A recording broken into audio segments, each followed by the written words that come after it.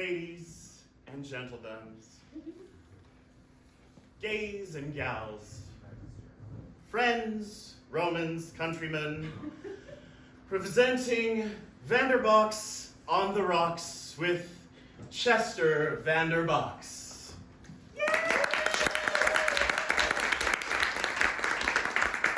Pino, give me a G. I don't know why I'm frightened. I know my way around here, sort of. The ivory keys, the memories, the sound here. There we go. Yes, a world to rediscover, but I'm not in any hurry, and I need a moment.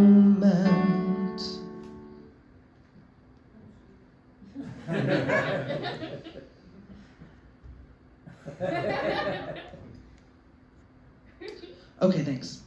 The whispered conversations of drag queens in back hallways.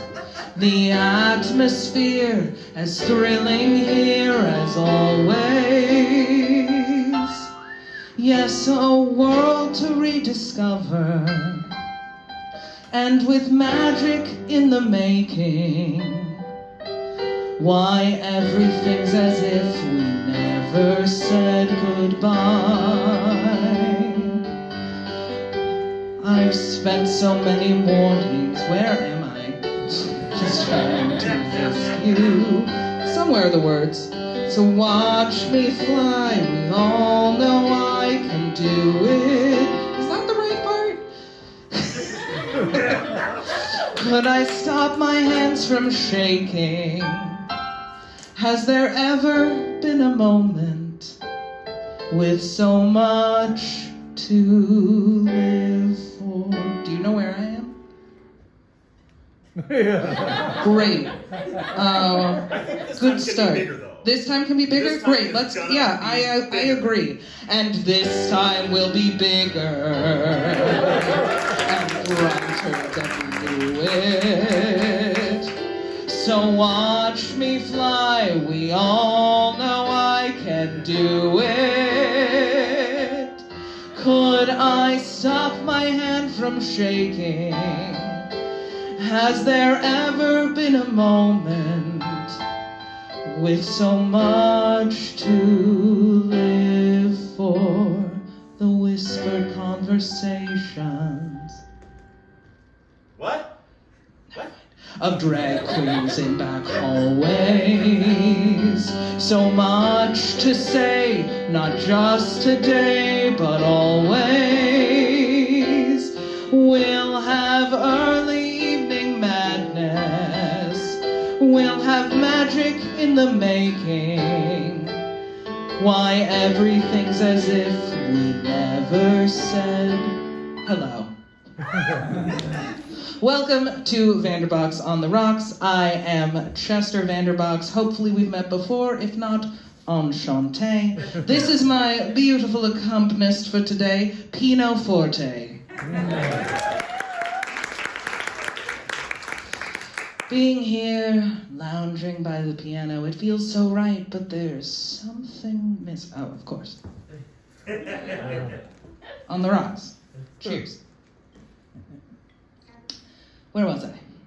Oh, right. Being here, lounging by the piano, cocktail in hand, it feels so right. It's like a homecoming, a reunion, a return to some of my favorite things. People, music, whiskey. Now, I know what you're thinking. Chester, what's this show about? Where did you meet Pino Forte? How long have you known each other? Where did you come from? What's your favorite whiskey? Well, I come from a magical place called Palm Springs. I had an unusual childhood. Apparently growing up in Palm Springs is a bit different than normal. My parents were lovely, caring people. They just didn't spend that much time together.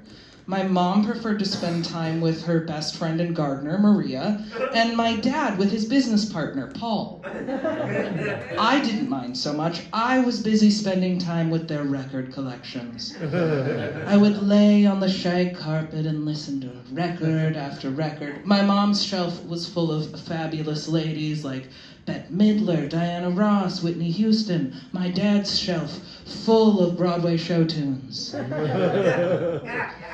But as I started school, I realized that I didn't really fit in with the other children. None of them had favorite tracks from Camelot, which I found very strange. So I did my best to make friends, and one day, I very specifically remember, one day, one of the girls called me an accident.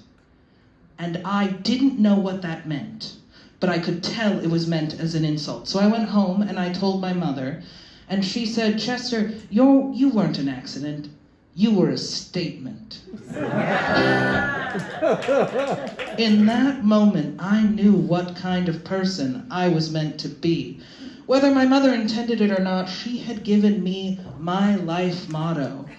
My life was going to be a statement.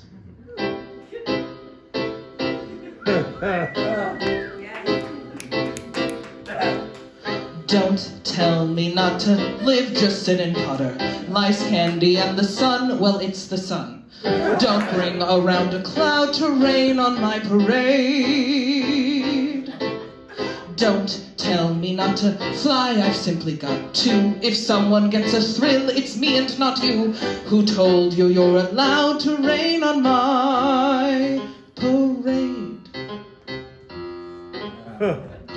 I'll march my band out, I'll beat my drum, and if I fanned out your turn at bat, sir, at least I didn't fake it, hat, sir. You bet your ass I'll make it, but whether I'm the rose of sheer perfection, a freckle on the nose of life's complexion, the single or the shiny apple of its eye, I gotta fly once, I gotta try once, only can die once, right, sir?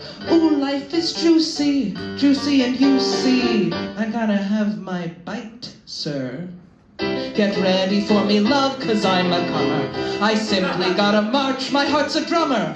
Don't bring around a cloud to rain on my parade.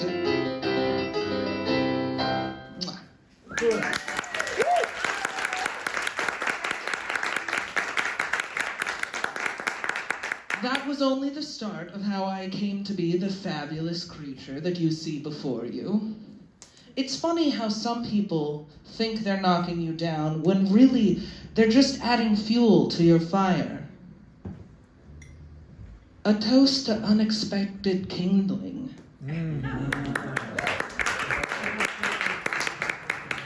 Yes, I do write in moments that I can drink something. That reminds me of one of the most influential nights of my life. I was just 12 years old when my father took me to my first piano bar.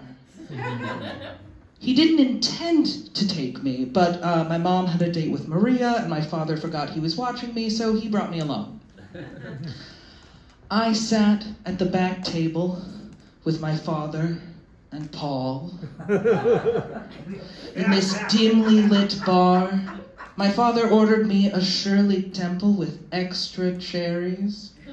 I felt like the hippest cat in town. Suddenly, the lights changed, and a man in a red sequin jacket sauntered on stage. He was suave, smooth. He talked and sang like he had all the time in the world, pausing to take a sip of his drink or wink at an audience member. And he did this thing with the mic cord that I still can't figure out.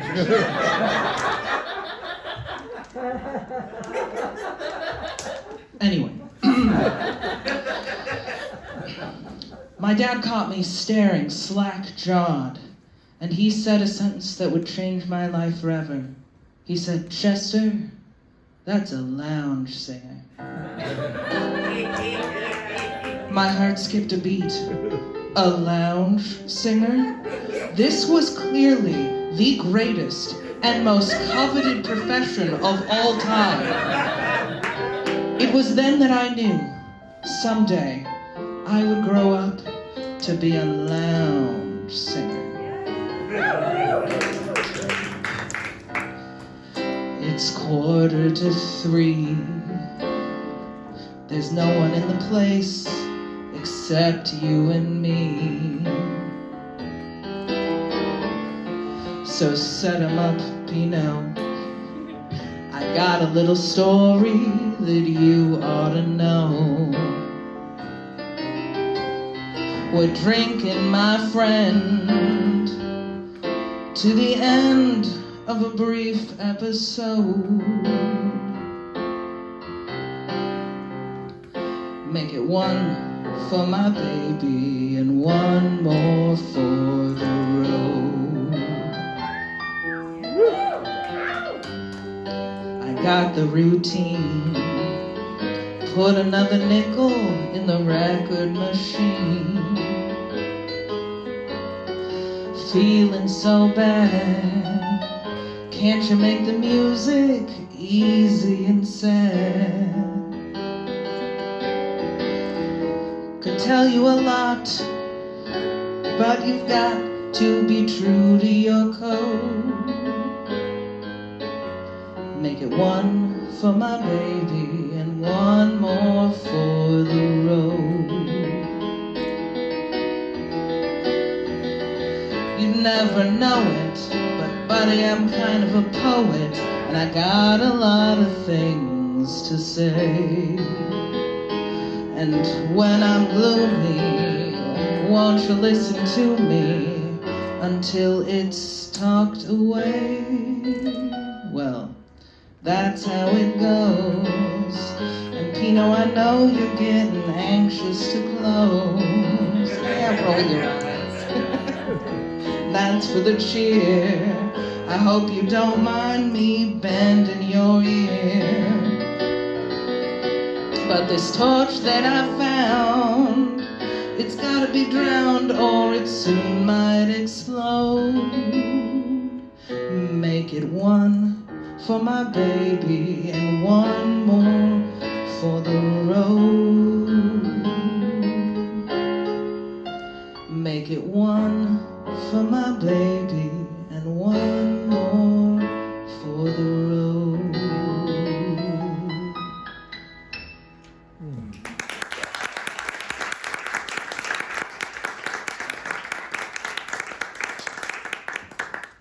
Now, when I told my mom the next day about this epiphany of my future as a lounge singer, she said that being a lounge singer wasn't a real career, and that she did not approve, and something about my father being a bad influence.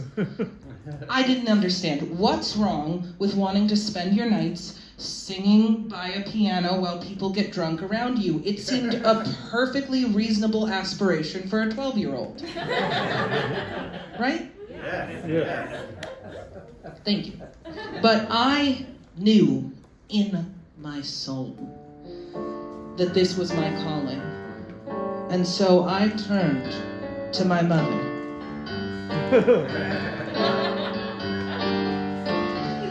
You don't own me. Don't tell me to go play with my toys. You don't own me. I know I'm not like other boys. And don't tell me what to do. And don't tell me what to say. And please listen when I tell you I'm making my own way. She left at that point. She just stood up, turned on the dishwasher, and walked right out of the kitchen. So this declaration of independence did not go exactly as I had hoped. But I was not deterred. After that, I kept begging to go back to the piano bar, and occasionally my dad would take me. Eventually, I got to know the pianist and a few of the regulars. I even met a lounge singer named Carlos. He was not the man in the sequined red jacket, but he became a dear friend. My mother began to worry about my friends, my new friends at the piano bar. And so the next summer, she invited Maria's nephew to come stay with us. He was about 4 years older than I was, and I think my mom figured it would help to have me spend time with someone closer to my own age. Anyway, the day he was due to arrive, I was sitting outside, and this beautiful, sun-kissed boy starts walking towards my house. I mean, he had dark, curly hair that fell onto his forehead above his aviator sunglasses. He was wearing a tight t-shirt across his chest, and his sandals kind of flopped against his heels as he walked. He came up to me and he said, "Are you Chester?" Yeah. He said, "Hey, I'm Geraldo, but you can call me Jared." On this night of 1,000 stars, let me take you to heaven's door, where the music of love's guitar plays forevermore. In the glow of the twinkling lights, we will dance through eternity. On this night of 1,000,000 nights, fly away with me. I never dreamed that a kiss would be as sweet as this, but now I know that it can. I used to wander alone without the love of my own. I was a desperate man. But all my dreams disappeared, and all the sorrow I feared wasn't there anymore. On that magical day that you first came my way, mi amor. On this night, on this night, on this night of 1,000 stars, let me take you to heaven's door, where the music of love's guitar plays forevermore.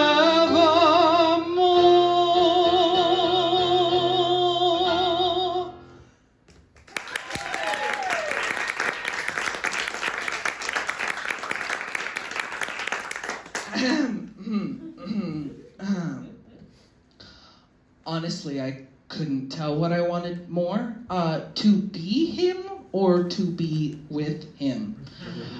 Unfortunately, it didn't really matter. He looked at me in that way that says, I think of you as a younger sibling, and thus not capable of sexual thoughts or feelings. You know the one, So, although I was slightly crushed, it was made better by Jared bringing his friends over to the pool that summer. And, I got to hang around him and talk with him. And his friends thought I was cool, or at least put up with me because he was there. So I didn't mind so much. And he taught me a lot.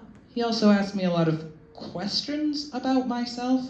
He was really the first one to explain sexuality to me, gay, straight, lesbian. I had never really thought about it much. I was very focused on my lounge singing career. So it hadn't really crossed my mind. He asked what I was, and I didn't know. He told me to let him know when I found someone I knew I was attracted to. Well, I couldn't tell him that he was the most gorgeous boy I had ever seen. I also didn't feel like I could tell him about this girl that I was so mesmerized by at the library that I dropped my Balzac. It's a literary reference. I also didn't know how to explain that certain grand pianos gave me that same kind of tingly feeling. It was all very confusing, you know? I mean, for example, some say love, you know, like, for example, you might say love that it's a river that perhaps drowns the tender reeds. Sure, okay, that's a thought. Others say love, it's a razor, a little bit emo, that leaves your soul to bleed dark. And others say love, it's a hunger, okay, an endless aching need. But then there are others, and they say love, this one's cute, it is a flower. Aww.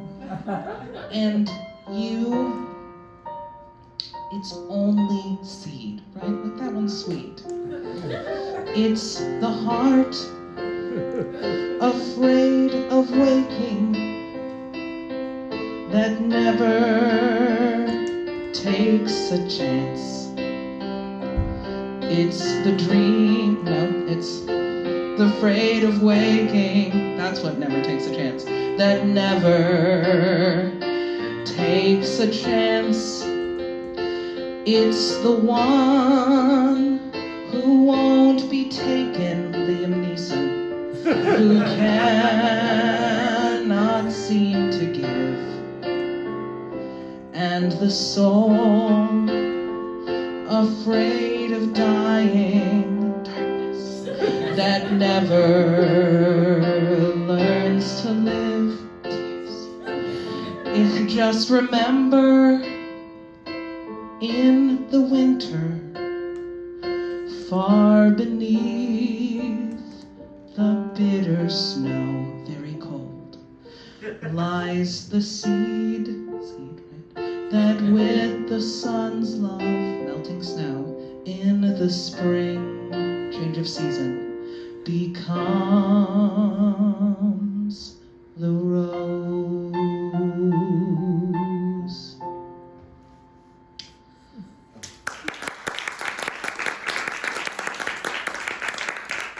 So now I knew more about gardening.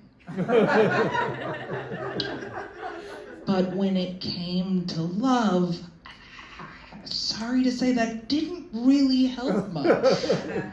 I didn't, I was still at a loss. I didn't even really know where to start. Love, specifically romantic love, had always been kind of an elusive concept to me. I remember a friend from school, Sarah, she told me this beautiful romantic story about her parents, how they fell in love, and there was a big proposal, huge romantic gesture, and I was like, wow, that really happens? I thought that kind of love was, fairy tale stuff, as unrealistic as fire-breathing dragons. Side note, I learned later that unicorns were real. But that's another story. Back to love. I thought, who better to learn about this than my mom? She had been so helpful with advice before. And so I asked her about how she and my father met and, got married, thinking maybe there's a great story there. She informed me that love had nothing to do with their marriage. That it was a mutually beneficial arrangement, and it would save them money on taxes. Well, what kind of a foundation is that for romance? Tell me, is love still still a popular suggestion, or merely an obsolete art?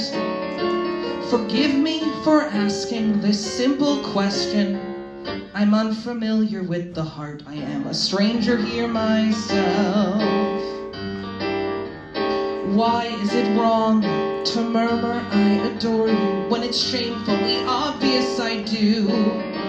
Does love embarrass them, or does it bore them? I'm only waiting for my cue. I am a stranger here myself. I dream of a day, of a gay, warm day, with my face between their hands. Have I missed the path? Have I gone astray? I ask, and no one understands. Love me or leave me, that seems to be the question. I don't know the tactics to use. But if they should offer a personal suggestion, how could I possibly refuse when I'm a stranger here myself? Please tell a stranger, my curiosity goaded. Is there really any danger that love has now outmoded? I'm interested especially in knowing why you waste it. True romance is so freshly, with what have you replaced it? What is your latest foible? Is swimming more exquisite? Is skiing more enjoyable? For heaven's sakes, what is it? I can't believe that love has lost its glamour, that passion is really passé. If gender is just a construct in grammar, how can I ever find my way when I'm a stranger here myself? How can they ignore my available condition? Why these Victorian views? You see here before you a person with a mission. I must discover the key to this ignition. And then if they should make a diplomatic proposition, how could I possibly refuse when I'm a stranger here myself?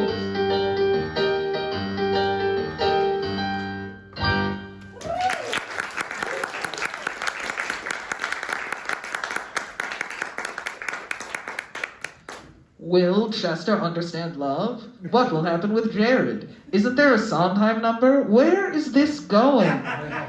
Of course there's a Sondheim number, but it is in the second half.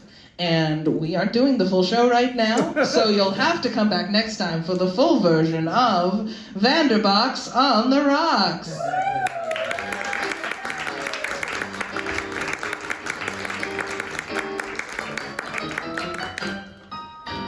Yeah. Thank you. I'm Nic Sommerfeld, Jacob Pecorino. Thank you all so much.